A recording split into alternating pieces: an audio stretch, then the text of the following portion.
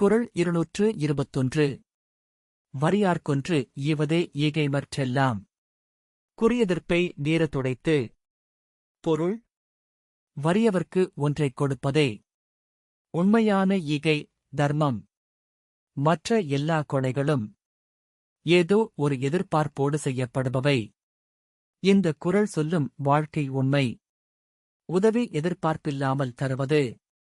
செல்வந்தர்க்கு கொடுப்பது பரிமாற்றம். வறியவர்க்கு கொடுப்பது தர்மம்.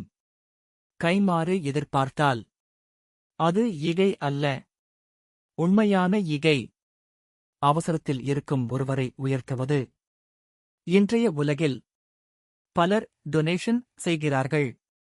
ஆனால் வள்ளுவர் கேட்கிறார், அது உதவியா அல்லது புகழ் முதலீட்டா? வறியவன் சிரிக்கும் தருணமே உண்மையான ஈகையின் பலன். எதிர்பார்ப்பில்லா கொடையே உயர்ந்த தர்மம்.